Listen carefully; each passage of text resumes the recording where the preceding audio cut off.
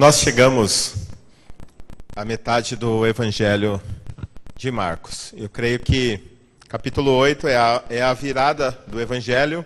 Até então, Marcos vem mostrando quem é Jesus, a sua divindade, o seu poder, a sua graça, a sua misericórdia.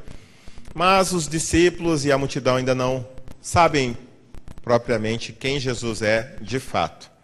Ali, para o final do capítulo, então, mais propriamente no verso 29, Jesus começa a perguntar quem a multidão pensa que ele é.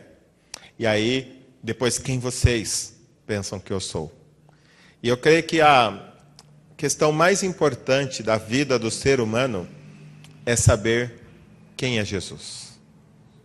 O encontro mais importante da vida do ser humano é com o Senhor Jesus. E hoje nós vamos pensar um pouquinho sobre a pessoa do Senhor Jesus Cristo e quem Ele é para você. Semana passada, embora a gente estava no apagão, a gente estudou Marcos 8, de 11 a 33, que falou também um pouquinho a respeito de quem é esse Jesus. E a gente viu que entre a cegueira e a visão não está o olho físico, mas o discernimento que vem do alto, que deve ser acompanhado pela adoção do pensamento celestial.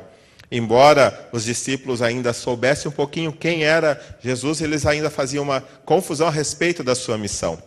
Quando Jesus perguntou quem é, eles responderam: tu és o Cristo. Mas quando ele disse que era necessário que ele morresse, Pedrão já falou: não, de maneira alguma isso te aconteça. Então eles começavam a compreender quem é Jesus. Hoje, 2000 anos depois, com as escrituras completas, eu creio que eu e você nós temos mais condições de saber ao certo quem é Jesus. O que ele tem feito. Nós vimos aí na Cristolândia o que ele tem feito na vida de pessoas. O que ele pode fazer na nossa vida e o que ele quer fazer em nós. Por isso, hoje nós vamos novamente voltar para um trecho desse livro, desse mesmo texto que a gente estudou a semana passada, e nós vamos pensar hoje: quem é Jesus? Quem é Jesus? Vamos ler Marcos, capítulo 8, de 27 a 29. E vamos pensar sobre essa pergunta tão importante para a vida de todo ser humano. Vamos nos pôr de pé para ler a palavra de Deus? Marcos 8, de 27 a 29, está dentro do contexto que a gente estudou a semana passada. Então nós vamos nos deter apenas nesses 3 versos hoje. Todos acharam? Diz assim: Jesus e os seus discípulos dirigiram-se para os povoados nas proximidades de Cesareia de Filipe. No caminho, ele lhes perguntou: quem o povo diz que eu sou?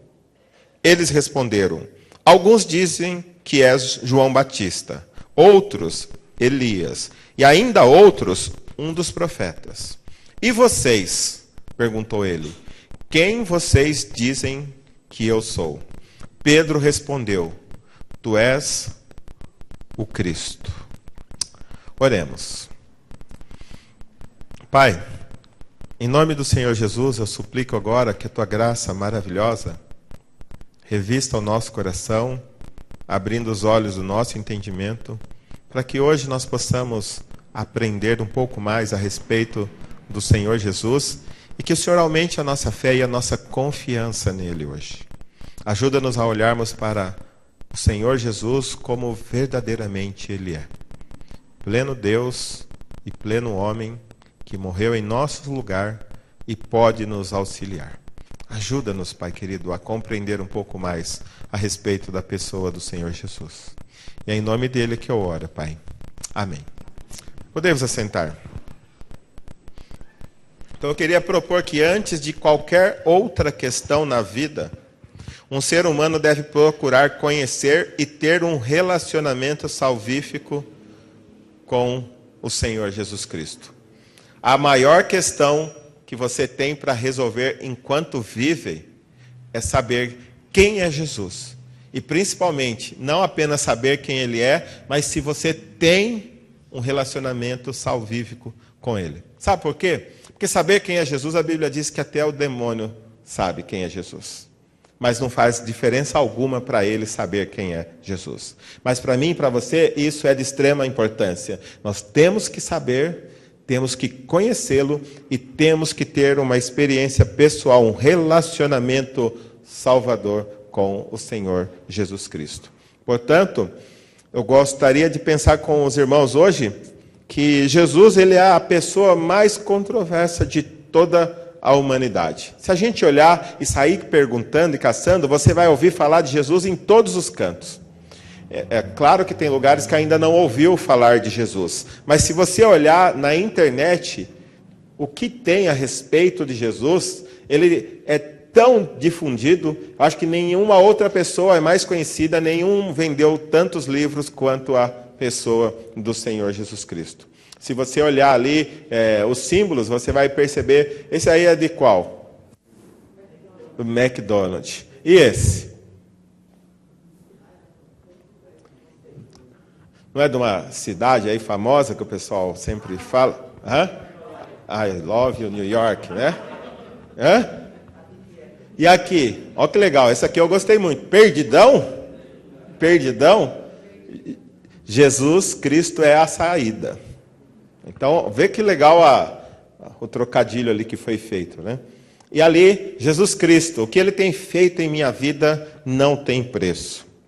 Agora a questão é, será que toda essa propaganda, toda essa divulgação, esse marketing que tem em cima do nome do Senhor Jesus tem feito realmente diferença na vida das pessoas que estão tendo contato com o Senhor Jesus esta noite?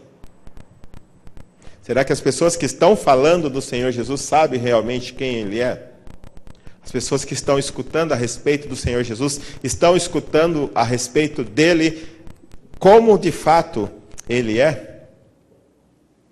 Vamos pensar um pouquinho sobre quem é Jesus, porque aqui Jesus, depois de Ele ter feito tantos milagres, de Ele ter multiplicado os pães, curado os cegos, curado a mulher hemorrágica, ressuscitado algumas pessoas, agora Ele pergunta para os seus discípulos, quem o povo diz que eu sou? Mas o povo ainda não sabia. O povo diz ali no verso 28, alguns pensavam que Ele era João Batista, que havia ressuscitado. Um grande profeta que surgiu no meio do povo, mas que o rei Herodes havia mandado decapitar. Outros acreditavam que é Elias, porque as coisas que eles estavam fazendo eram tão grandiosas assim como Elias fazia. E outros acreditavam que era apenas um dos profetas que havia voltado. Mas Jesus ele foi muito enfático. E vocês? Tudo bem, a multidão pode ser que não saiba ao certo quem eu sou. As pessoas que não estiveram caminhando comigo podem não saber quem eu sou. Mas vocês já estão há um bom tempo andando comigo, já presenciaram algumas coisas muito grandiosas que eu fiz. Vocês estavam no mar, não estavam quando eu acalmei a tempestade? Vocês estavam ali quando eu ressuscitei a filha de Jairo? Vocês estavam ali quando a mulher hemorrágica tocou em mim e ela foi curada? Vocês estavam ali, vocês comeram do pão 2 vezes. Quem vocês dizem que eu sou? Quem nós achamos que Jesus é? Quem eu e você que temos domingo após domingo ouvido falar a respeito de Jesus, pensamos que Ele é? Essa é uma das questões mais importantes para a nossa vida. E vamos começar a pensar então a respeito, quem é Jesus? Primeiro eu quero expor que Jesus ele é um grande paradoxo. Que palavra estranha é essa? Paradoxo então significa... é o oposto do que alguém pensa ser a verdade ou o contrário de uma opinião admitida como válida. Consiste em uma ideia incrível, contrária do que se espera. E também pode representar a ausência de nexo ou de lógica. Desculpa aí as madrastas, mas uma madrasta boa. É um paradoxo, segundo o consenso do povo. Não estou dizendo que não exista, mas quando se fala em madrasta, hoje qual é o pensamento lógico? Que ela é ruim, mas nem sempre, nem sempre, nem sempre. Um político bom é um paradoxo. Não estou dizendo que não tenha políticos bons, mas o conceito geral é que os políticos estão sempre envolvidos com corrupção. Então, quando se fala num político bom, é um paradoxo. comparado com o nosso conceito aceito pela sociedade. Mas a grande questão é assim, como? Por que Jesus é um paradoxo? Eu vou explicar para vocês. Primeiro, qual era a expectativa do povo judeu em relação ao Messias que viria? O que eles queriam? Primeiro, a gente tem que entender que eles esperavam um Messias que fosse humano.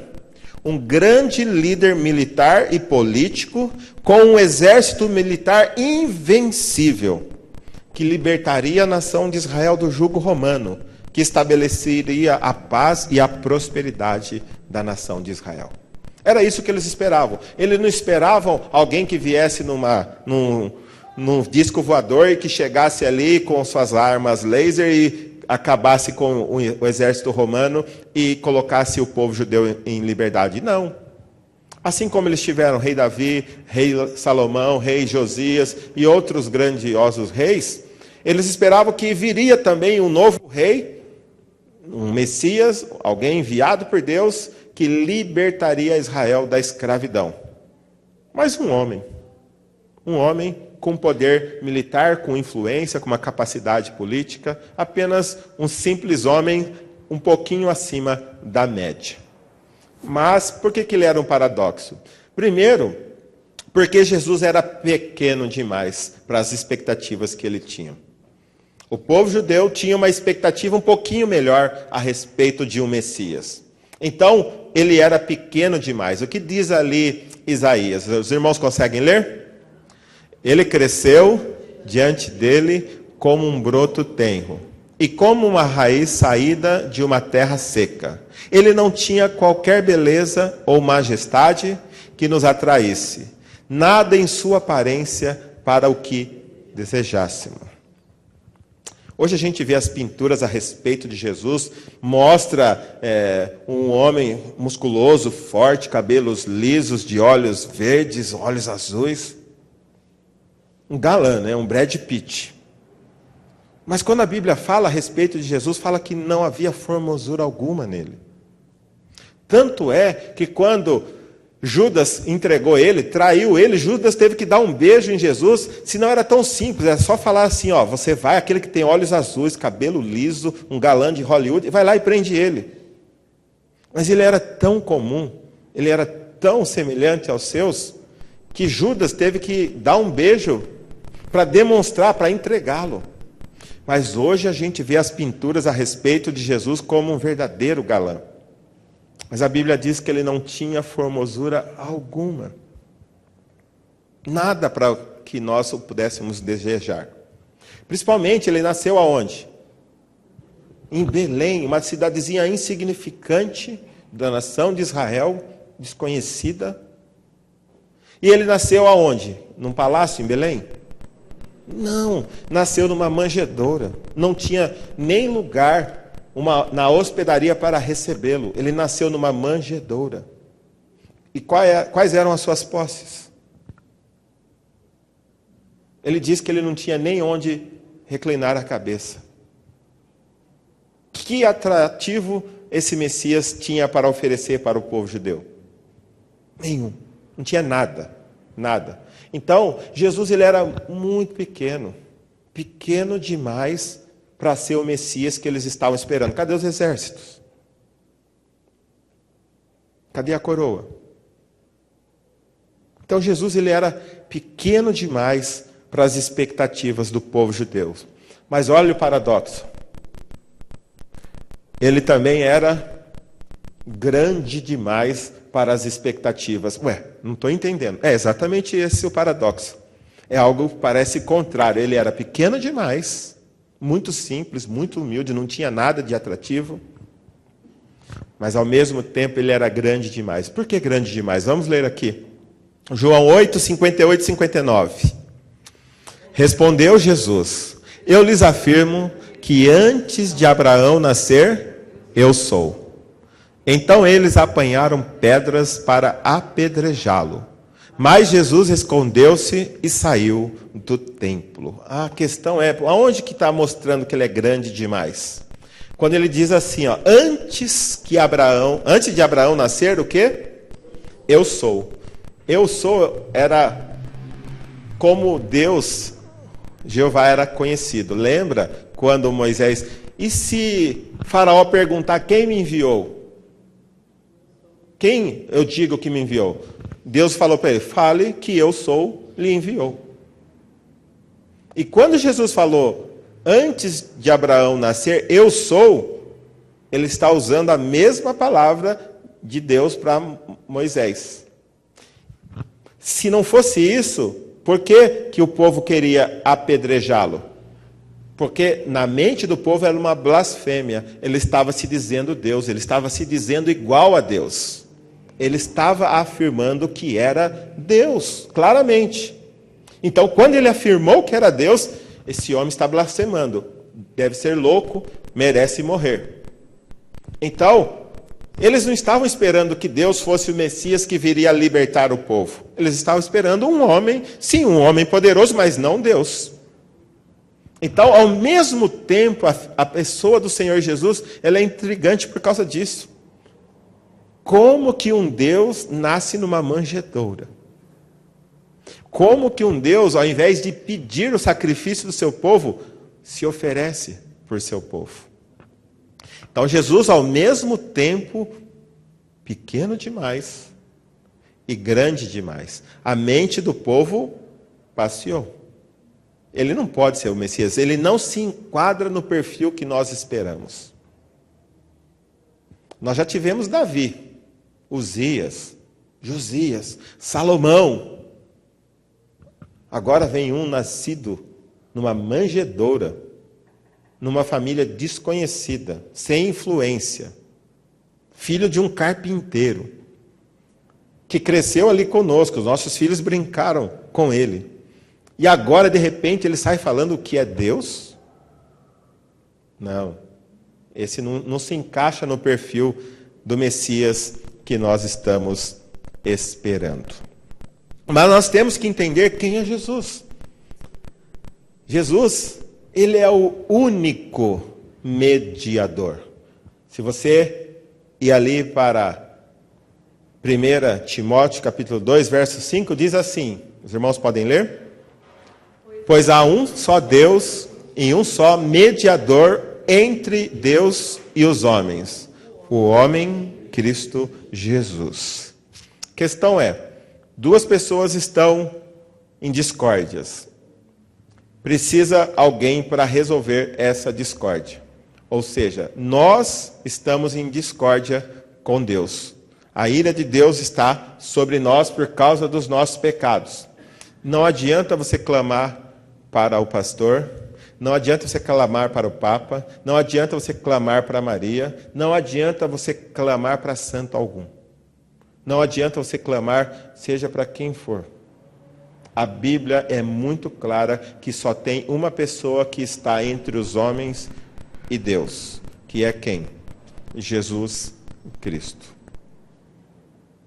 Seja quem você buscar, essa pessoa não pode levar você a Deus. Ela não pode fazer nada por você. É muito claro as Escrituras quando diz que só tem um Deus. E um só mediador. Alguém que pode fazer o meio-campo aí de levar você de volta a Deus.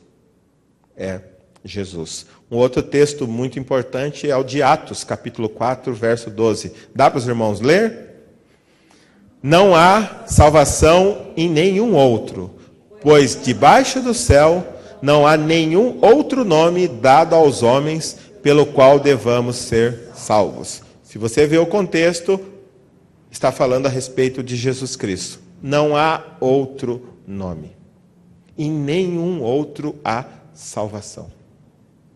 O nome de Jesus é acima de tudo, é acima de todos. Só Jesus pode nos dar salvação. E eu não sei, é assim que você olha para Jesus? As coisas que Jesus fez, você acha que é suficiente? Ou você ainda procura a ajuda de outras coisas, de outros meios, para poder completar aquilo que você pensa que Jesus não fez por você?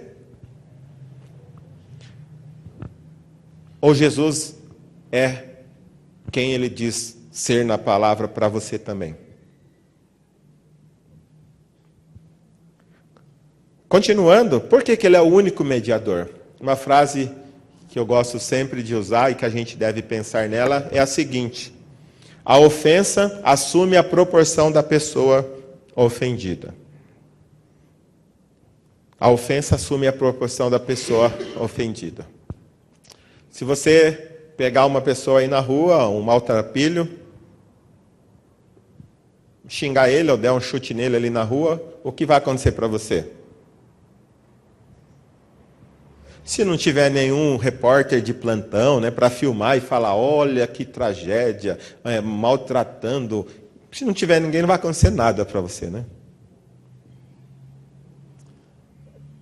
Mas se o Obama estiver passando e você chutar ele e xingar ele, o que vai acontecer com você? Isso é, será que você vai conseguir fazer assim sem os seguranças pularem em cima de você? Então, a mesma coisa que você ia dar um chute num maltrapilho, se você fizer isso com Obama, as consequências vão ser muitíssimas. O mesmo gesto. Agora imagina com Deus. Quando a gente chuta a vontade dele para o lado. Quando a gente chuta ele de lado, a gente não quer saber dele. Que tamanho assume a nossa pecaminosidade? O nosso pecado assume que proporção? Se para um simples homem como o Obama, a nossa pena se multiplica de maneira extraordinária, como se multiplica quando a nossa ofensa se dirige a Deus? E a questão é, se você der um chute no maltrapilho, talvez você vai lá e pedir perdão, ele vai falar, não foi nada, fica tranquilo. Eu que estava na sua frente ali no caminho, e fica tranquilo, não tem problema. Paga um almoço lá para mim e está tudo bem. Se for para o Obama, talvez você fique alguns anos preso, alguns meses. Mas com Deus, como é que eu e você podemos pagar o nosso pecado? Como é que nós vamos nos livrar da nossa culpa, se o nosso pecado é contra Deus? Por isso que nós temos que entender a humanidade e a divindade de Jesus. Jesus, ele não era 50% homem e 50% Deus, né? Metade para cá homem, metade para cá Deus. Não. A gente tem que entender que Jesus, ele era o quê? Olha ali. Ele era 100% homem. A humanidade dele era uma humanidade perfeita. Assim como Adão era antes do pecado. Hoje nós não somos homens perfeitos por causa da nossa queda, por causa da nossa pecaminosidade. Nós falamos que o homem está evoluindo, mas pelo contrário, o homem está involuindo. Hoje nós temos computadores, nós temos tanta capacidade para armazenar dados, mas a gente não sabe 1% das coisas, dos animais ou das plantas que existem no mundo. E a gente sabe que Adão, sem computador, colocou nome em todos eles. E a gente fala que estamos evoluindo. Nós estamos involuindo, nós estamos indo para trás. O homem perfeito era Adão e Eva antes da queda. Depois da queda, nós estamos cada vez com menos capacidade de humanidade. Nós temos mais capacidade de armazenar, de estudar, de pesquisar. Mas a nossa capacidade humana, mental, ela está sendo diminuída drasticamente. Por exemplo, você lembra um dos pontos que eu falei domingo passado? Alguém pode citar? Hã?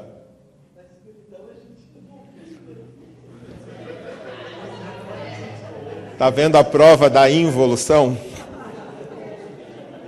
A gente não vê e também não consegue entender se a gente não... Entendeu? Então, o homem perfeito era Adão, e homem perfeito foi Jesus. Mas Jesus não era apenas 100% homem, ele era também 100% Deus. Algumas pessoas acreditam que quando Filipenses diz que ele se esvaziou, vindo a ser homem, tornando-se servo. Algumas pessoas acreditam que ele abriu mão da sua divindade. Não, você, lendo o contexto, você vai ver claramente que, mesmo sendo Deus, ele não fez questão de ser Deus, mas ele esvaziou-se, tornando-se homem e vindo a ser servo. Então, ele abriu mão da sua glória, né, de toda a majestade, de todo o serviço que lhe era prestado ali no céu, e ele veio servir. Então ele abriu mão da sua posição de glória, mas não abriu mão dos seus atributos. Porque se ele tivesse aberto mão de um só dos seus atributos, ele deixaria de ser plenamente Deus. E deixando de ser plenamente Deus, o que aconteceria com a oferta dele? Não seria uma oferta perfeita. Ele tinha que ser 100% homem, mas ele tinha que ser 100% Deus. Ele tinha que se identificar 100% conosco, nós que somos pecadores, que pecamos contra Deus e que precisamos fazer uma oferta para Ele, mas ele também tinha que ser 100% Deus para ser uma oferta perfeita da dignidade de Deus. Lembra que a ofensa assume a proporção da pessoa ofendida? Se Jesus não fosse 100% Deus, a oferta dele mesmo não seria igual ao próprio Pai que foi ofendido. A oferta dele não seria suficiente e não seria eterna. Portanto, Jesus, ele era 100% Deus e era 100% homem. Ele se identifica 100% conosco, que somos pecadores, exceto o pecado, mas ele também se identifica 100% com Deus. Toda a honra, toda a glória, toda a divindade pertence a Ele. E quando a gente lê esse texto, vamos ler Hebreus 2, 17 e 18. Vamos juntos? Por essa razão, era necessário que ele se tornasse semelhante a seus irmãos em todos os aspectos. 100% homem, menos o pecado. Para se tornar sumo sacerdote misericordioso e fiel com relação a Deus, e fazer propiciação pelo pecado dos povos. Porque, tendo em vista o que ele mesmo sofreu quando tentado, ele é capaz de socorrer aqueles que também estão sendo tentados. Ou seja, ele se identifica plenamente conosco nas nossas aflições, nas nossas tristezas, nos nossos temores, nos nossos medos, nas nossas fraquezas. Ele conhece cada uma das coisas que nós passamos. Mas também ele é fiel em relação àquilo que Deus tinha para ele. Ele se identificava tanto com o plano de Deus para a nossa vida, quanto conosco, que não somos capazes de fazer aquilo que Deus pedia. Ele tinha que saber quem era Deus, o que Deus pensava, a santidade de Deus, a justiça de Deus, o amor de Deus, que ele sabia plenamente como era, por ser o próprio Deus, mas ele também experimentou a nossa natureza, a nossa fragilidade. Para quê? Para que quando eu e você buscarmos a Ele, nós vamos encontrar graça que possa nos socorrer na hora necessária. É assim que você olha para Jesus, aquele que pode te socorrer, aquele que sabe o que você está passando. Quando você fala, ninguém me entende, Jesus te entende. Você recorre a Ele ou você fica murmurando porque as pessoas não querem fazer a sua vontade? Jesus te entende plenamente. Ele sabe o que vai dentro de nós. Portanto, ele é o único mediador. E a gente tem que entender aqui que ele diz claramente, vamos ler João 14, 6. Respondeu Jesus, eu sou o caminho, a verdade e a vida. Ninguém vem ao Pai a não ser por mim. Então, quando ele fala ali com o artigo definido, eu sou o caminho, ele não fala assim, eu sou um dos caminhos. Ele diz plenamente, eu sou o único, não tem outro caminho para você chegar ao Pai. E ele é muito claro quando ele encerra a declaração, ninguém vem ao Pai a não ser por mim. Não tem outra forma de nós chegarmos a Deus. Se tivesse, Pense bem, se tivesse uma outra forma do ser humano pecador chegar a Deus, será que ele sacrificaria o seu único filho santo em nosso lugar? Se tivesse um outro meio, você acha que ele não usaria esse outro meio? Imagina o seu filho com câncer no braço, e ele, para morrer com esse câncer, e o médico fala assim, a única forma de salvar seu filho é cortando o braço dele. E ele vai ficar sem o braço. Mas você descobre que lá na China tem uma vacina que vai curar o seu filho e não vai precisar cortar o braço.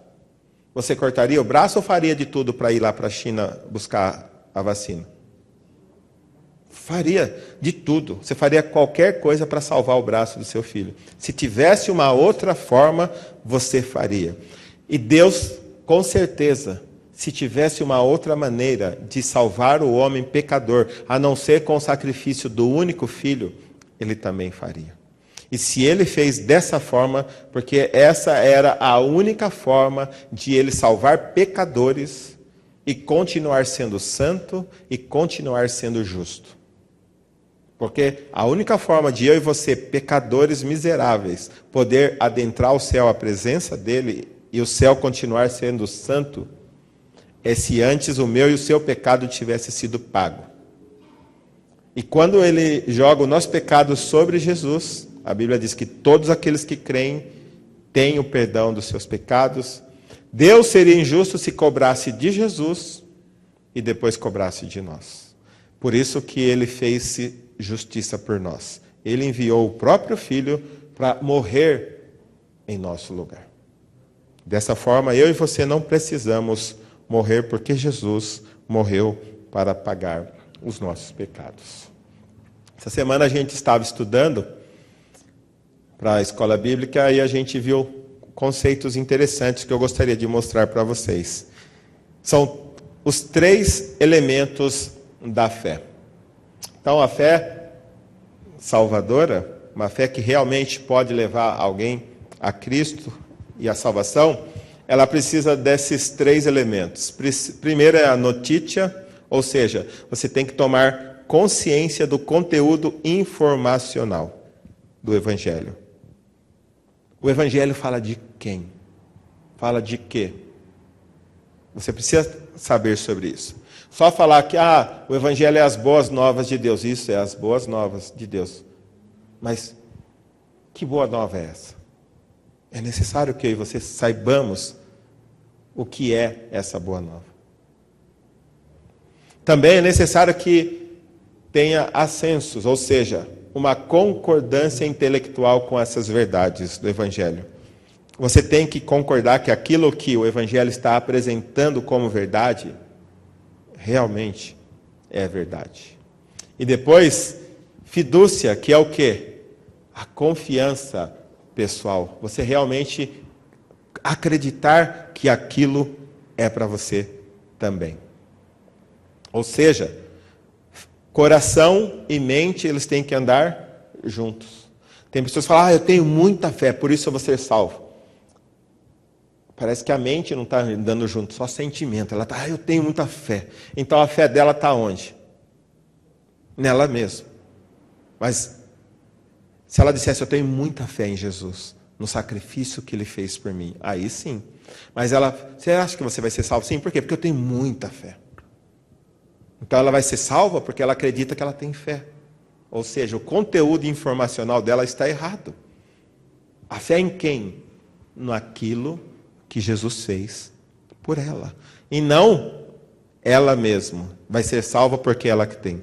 Vamos prestar atenção então aqui, a notícia. A consciência do conteúdo do Evangelho. Vamos ler esse texto? Esse texto diz assim: irmãos, quero lembrar-lhes o Evangelho que lhes preguei, o qual vocês receberam e no qual estão firmes. Por meio deste Evangelho vocês são salvos, desde que se apeguem firmemente à palavra que lhes preguei. Caso contrário, vocês têm crido em vão. Pois o que primeiramente lhes transmiti foi o que recebi. Aí agora vem o conteúdo informacional. O que é? que Cristo morreu pelos nossos pecados, segundo as Escrituras. Foi sepultado e ressuscitou ao terceiro dia, segundo as Escrituras. Paulo transmitiu as Escrituras para o povo. Muita gente crê que vai ser salva porque escutou uma história da carochinha e acredita que vai ser salvo porque acredita naquela história. Mas Paulo foi muito claro. Cristo morreu pelos nossos pecados. Quem mostra essa informação para a gente? O próprio Deus, através das Escrituras. Então, tudo aquilo que eu e você precisamos crer e alimentar a nossa mente para que desça ao nosso coração, tem que fazer parte daquilo que Deus revelou para nós. O homem seria incapaz de inventar o Evangelho ou de tomar conhecimento do Evangelho sem que o próprio Deus revelasse isso para nós. Por isso a informação é muito importante. E essa informação veio diretamente do próprio Deus para nós através das Escrituras. Se a sua fé não está fundamentada na Bíblia, você precisa então rever os seus conceitos. A sua fé tem que estar fundamentada em textos bíblicos. Próximo é a respeito do ascenso. Um texto que mostra que a pessoa tem que aceitar, concordar com aquilo. Vamos ler ali, Evangelho de João, capítulo 6, versos 66 a 69. Jesus está conversando com seus discípulos, ele está falando, ele tinha feito a multiplicação dos pães, e depois ele tinha dito assim, que se alguém não comesse da sua carne ou bebesse do seu sangue, não poderia ver o reino de Deus. E os discípulos falaram, nossa, esse discurso é um pouco difícil, A gente comer a carne dele, a gente beber o sangue dele, é meio... E começaram a duvidar e a questionar Jesus e os seus métodos. E aí, diz que cada um começou a ir embora. Um a um começou a ir embora. Dura esse discurso, Cada um começou a ir embora. E quando sobraram só os discípulos, Jesus também perguntou, e vocês, querem ir? Vamos ver o que diz o texto. Daquela hora em diante, muitos dos seus discípulos voltaram atrás e deixaram de segui-lo. Jesus perguntou aos 12, vocês também querem ir? Simão Pedro lhe respondeu, Senhor, para quem iremos? Tu tens palavras de vida eterna. Nós cremos e sabemos que és o Santo de Deus. Então, além de você ter ouvido, você ter a informação correta, é importante que você concorde com essa informação. E quando Jesus perguntou, vocês também querem ir? Pedrão falou, Senhor, para quem que nós iremos? Só o Senhor tem palavras de vida eterna. Aquilo que o Senhor está dizendo para nós é a verdade. É a única coisa que nós precisamos. Então é necessário que eu e você também creiamos, concordemos que aquilo que está sendo dito no Evangelho é realmente a vontade de Deus. Porque você pode ouvir, ela pode aumentar o seu conhecimento, mas ela pode não transformar o seu coração. E um texto que mostra a fidúcia, ou seja, a fé, a confiança pessoal no conteúdo. Vamos ler ali? Porque Deus tanto amou o mundo que deu o seu Filho unigênito para que todo o que nele crer não pereça, mas tenha a vida eterna. Pois Deus enviou o seu Filho ao mundo, não para condenar o mundo, mas para que este fosse salvo por meio dele. Quem nele crê não é condenado, mas quem não crê já está condenado, por não crer no nome do Filho unigênito de Deus.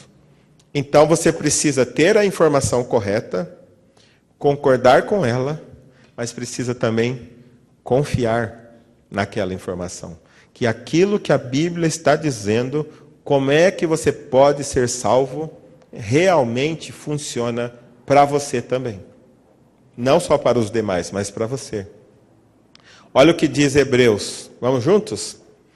Tendo os olhos fitos em Jesus, autor e consumador da fé. Ele, pela alegria que lhe fora proposta, suportou a cruz, desprezando a vergonha, e assentou-se à direita do trono de Deus. Tendo os olhos fitos aonde? Na igreja? No pastor? Em quem? Em Jesus. A nossa fé tem que estar direcionada em Jesus. Eu e você temos que olhar para Jesus. Somente Jesus pode nos salvar. Ok. Então a questão é: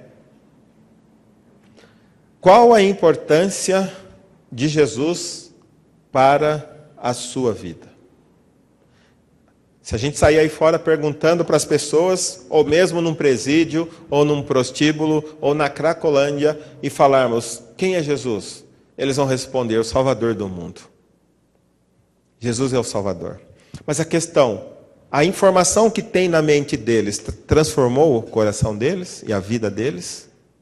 Então, se você vai ali na prisão, todos vão afirmar que Jesus é o Salvador.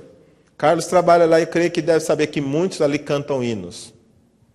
Mas esses hinos e essas informações, por que não impediu essas pessoas de estarem lá na prisão?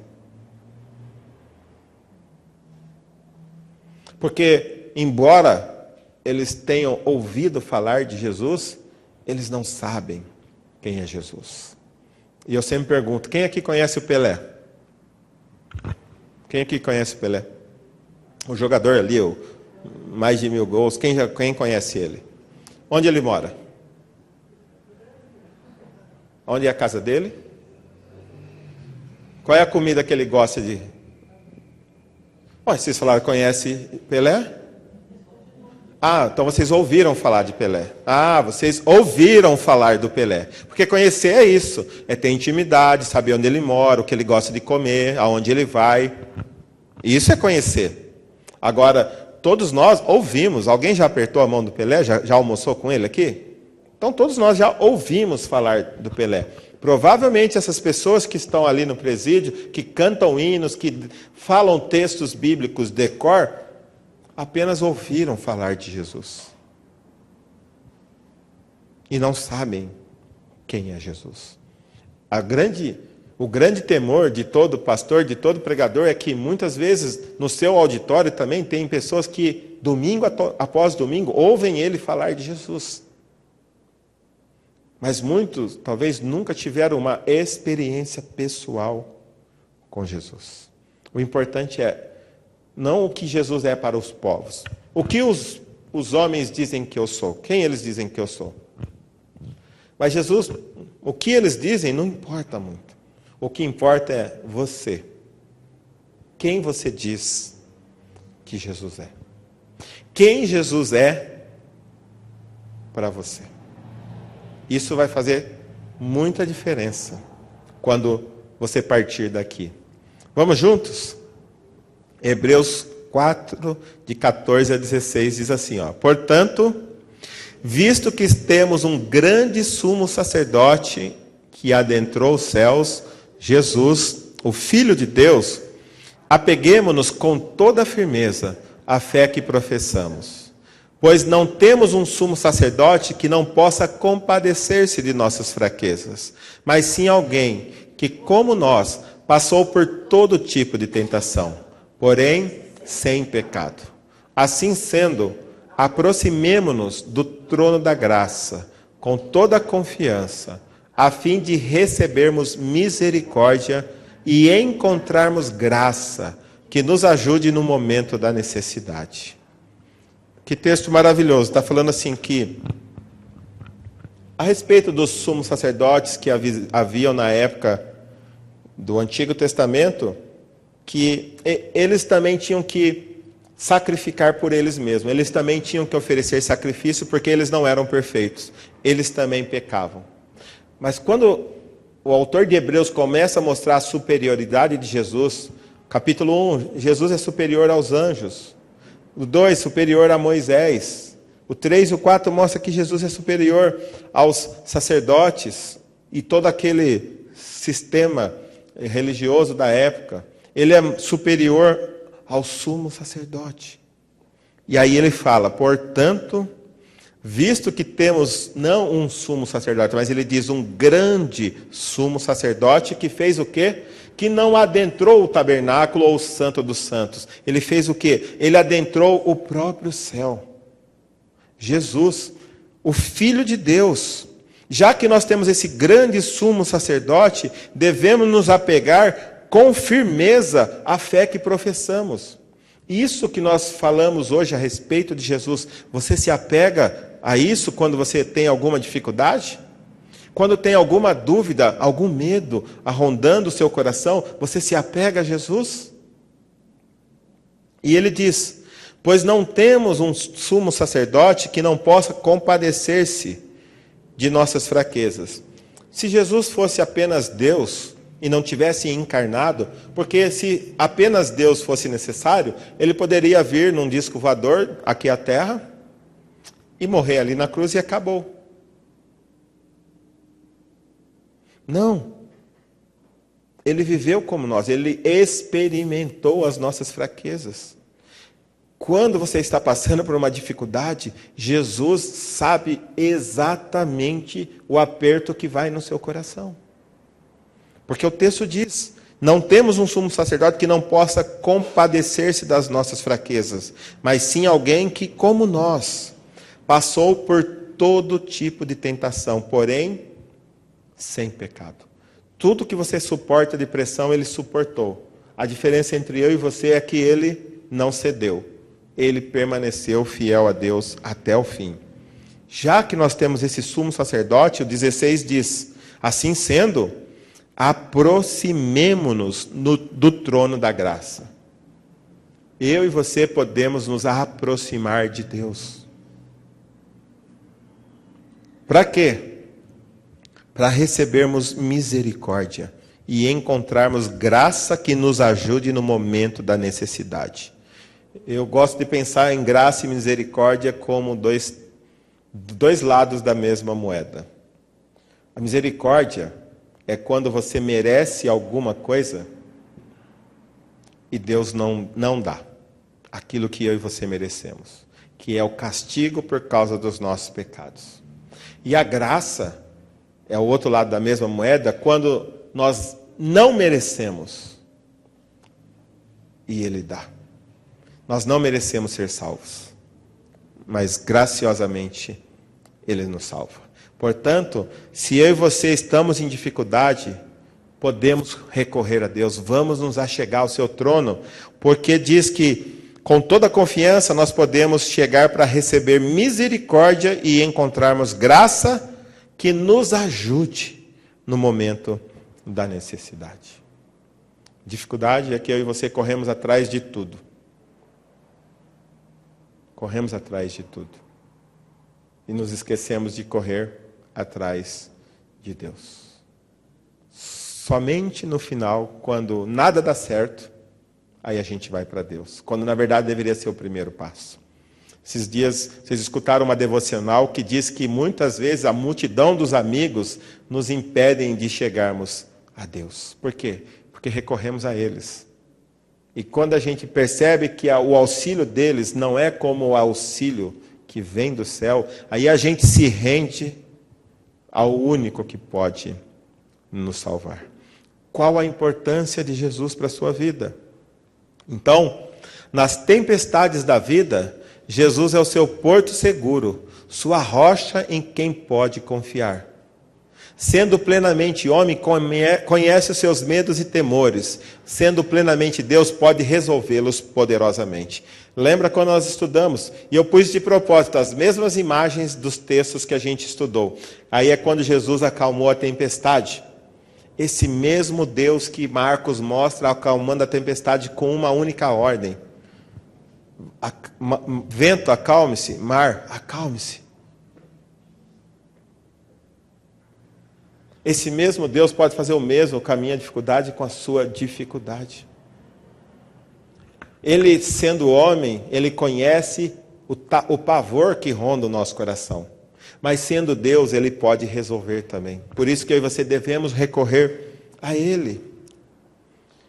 Quando as dúvidas e incertezas rondarem o coração e não souber o que fazer, qual decisão ou rumo seguir, Ele quer ser o caminho e a verdade, além da luz que ilumina a sua jornada pessoal.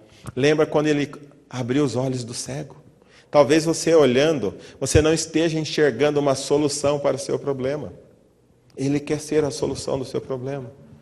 Ele quer que você clame a Ele, Ele quer que você chegue até Ele. Ele quer abrir o caminho para que você enxergue o rumo a seguir.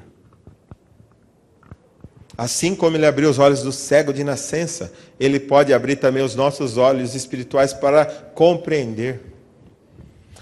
Jesus, assim como supriu multidões no deserto, também pode suprir cada uma de suas necessidades, satisfazendo plenamente seu físico, alma, emoções, sentimentos.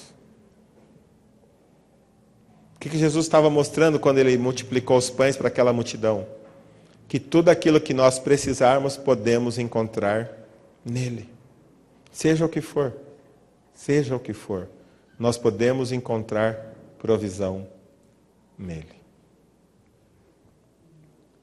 Jesus também não é apenas o seu provedor, porque às vezes a gente só vai para Deus quando está precisando de algo, né? Eu preciso de algo, eu vou. Eu recebi aquele algo, lembra que eu falei do Deus Pocket, né? Um Deus portátil, um Deus de bolso. Quando eu preciso, eu ligo, Deus, eu estou precisando de tal coisa. É o Uber, né? É o táxi ali, ó. Então, preciso de você, vem aqui. Acabou, eu desligo. Só quando eu for precisar de novo. Aí eu lembro que eu posso contar com Deus. Mas Ele não é só isso, aquele que pode resolver os nossos problemas. A gente tem visto que Ele também é Senhor, a quem deve toda devoção, né, e louvor, consagrando-lhe todo o seu ser, como gratidão por seu amor. Eu e você devemos olhar para Jesus não apenas como um Papai Noel, mas como aquele que é dono da nossa existência, o possuidor do nosso ser, o sustentador de toda a nossa vida. E assim, a gente tem que entender que nós devemos entregar toda a nossa vida e devoção, louvor a Ele. E por fim, depois já passei demais. Por fim, quando a morte vier, Ele será a sua própria vida, vida abundante, vida eterna junto do Pai. O texto diz ali, vamos juntos? Porque Deus tanto amou o mundo que deu seu Filho unigênito, para que todo o que nele crer não pereça, mas tenha a vida eterna. Se tem uma certeza que nos aguarda daqui a 100 anos, se Jesus não voltar, até esses 100 anos, eu e você estaremos assim, de pé junto. E quando os seus pés estiverem juntos, se você não definiu o seu relacionamento com Jesus aqui, você estará, como diz aqui, você vai perecer por toda a eternidade. Por isso que Deus amou você e deu Jesus, para que você não pereça, mas tenha a vida eterna, a vida que realmente vale a pena ser vivida. Você acredita nisso? Você acredita que Jesus é capaz e suficiente para lhe conceder a vida eterna? Amém. Portanto, antes de qualquer outra questão na vida, um ser humano deve procurar conhecer e ter um relacionamento salvífico com o Senhor Jesus Cristo. Vou passar um vídeo, tem muita coisa para falar a respeito de Jesus. A Bíblia diz: o meu rei é o rei dos judeus. Ele é o rei de Israel. Ele é o rei da justiça. Ele é o rei da história. Ele é o rei do céu. Ele é o rei da glória. Ele é o rei dos reis. Ele é o Senhor dos senhores. Esse é o meu rei. Me pergunto se você o conhece. Meu rei é um rei soberano. Nenhum tipo de medida pode definir seu amor ilimitado. Ele é continuamente forte, inteiramente sincero, eternamente constante. Ele é imortavelmente gracioso, imperialmente poderoso, imparcialmente misericordioso. Você o conhece? Ele é o maior fenômeno que jamais cruzou o horizonte deste mundo. Ele é o Filho de Deus, Ele é o Salvador do pecador, Ele é a peça central da civilização, Ele é incomparável, Ele é único, Ele é a ideia mais elevada em literatura. Ele é a mais alta personalidade em filosofia. Ele é a fundamental doutrina da verdadeira teologia. Ele é o único qualificado para ser um Salvador totalmente suficiente. Me pergunto se você o conhece hoje. Ele supre força ao fraco. Ele é disponível para o tentado e atribulado. Ele se compadece e ele salva. Ele endireita e sustenta. Ele guarda e ele guia. Ele cura o doente, ele purifica leprosos, ele perdoa pecadores, ele absolve devedores, ele liberta os cativos, ele defende o fraco, ele abençoa crianças, ele serve o infortunado, ele considera o idoso, ele recompensa o diligente, ele embeleza o humilde. Me pergunto se você o conhece. Ele é a chave do conhecimento, ele é a fonte da sabedoria, ele é a entrada do livramento, ele é o caminho da paz, ele é a rodovia da justiça, ele é a estrada da santidade, ele é o portal da glória. Você o conhece bem. Sua vida é inigualável, sua bondade é ilimitada, sua misericórdia é para sempre, seu amor nunca muda, sua palavra basta, sua graça é suficiente. O seu reino é reto, o seu jugo é suave e seu fardo é leve. Eu queria poder descrevê-lo a você. Ele é indescritível, ele é compreensível, ele é invencível, ele é irresistível. Bem, você não consegue tirá-lo de sua mente, você não pode soltá-lo de sua mão. Você não pode viver mais do que ele, você não pode viver sem ele. Bem, os fariseus não o suportaram, mas descobriram que não poderiam pará-lo. Pilatos não pôde encontrar culpa alguma nele. Herodes não pôde matá-lo. Morte não pôde dominá-lo. E a sepultura não pôde retê-lo. Sim, esse é meu rei. Esse é meu rei. Não tem palavras para descrevê-lo, né? Por mais que a gente fale, ele poderia continuar até a eternidade falando de Deus, falando de Jesus, do seu amor, do seu cuidado, e não teriam livros e bibliotecas no mundo para conter tudo aquilo que pode ser dito a respeito de Jesus. Ele é o nosso Salvador. E essa é a certeza mais importante que eu e você temos que ter. Que Ele é o nosso Salvador pessoal. Amém?